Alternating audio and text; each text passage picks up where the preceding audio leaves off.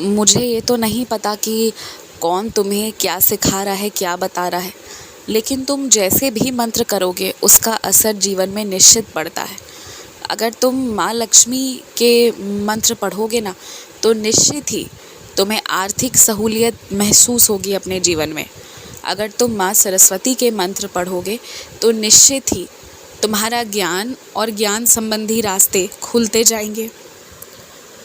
अगर तुम विशेषकर अच्छे स्वास्थ्य की कामना करते हुए कोई मंत्र पढ़ोगे तो निश्चित ही स्वास्थ्य में सुधार होती जाएगी।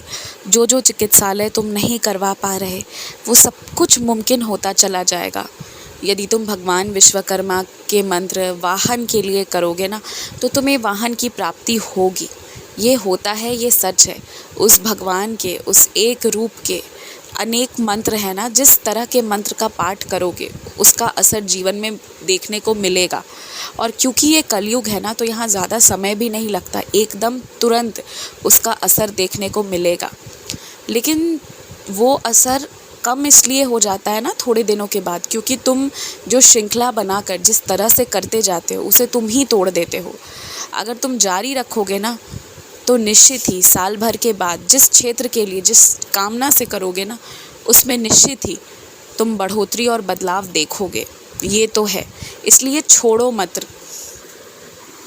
अगर हर हफ्ते ना तुम 200-200 रुपये खर्च करोगे, तो तुम्हारे पूरे महीने के 800 रुपये खर्च होंगे अन्नदान में। तो इस तरीके से ना तुमसे जितना हो पाए 100, 50, 200, 2000, 20,000 जो भी हो पाए, हर हफ्ते उसे हफ्ते में भाग कर दो और हफ्ते हफ्ते उतने पैसे खर्च करो। और यकीन मानो उससे तुम्हें बहुत खुशी मिलेगी, मुझे भी खुशी मिलेगी। तुम जितना कर सकते हो ना उसे 4 भागों में बांट दो, और वो जो पैसे हैं ना उसको अलग लिफाफे में रख कर चलो। मैं हर हफ्ते किसी ऐसे ज़रूरतमंद, ऐसे भूखे व्यक्ति को तुम्हारे पास भेजूँगा जिसका पेट भरने से मेरा हृदय भी तृप्त हो जाए। मुझे तुम्हारी जो बात बहुत अच्छी लगी वो ये है कि तुम्हें अब छोटी से छोटी चीज़ों की कद्र होने लगी है।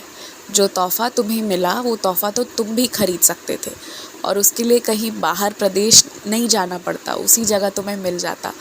लेकिन फिर भी वही तोहफ़ा जो तुम्हें ये कह कर दिया गया कि वो बाहर से तुम्हारे लिए लाया गया है, तुमने उसकी कीमत समझी, तुमने उसका लाज रखा और तुम खुश हो उसके लिए।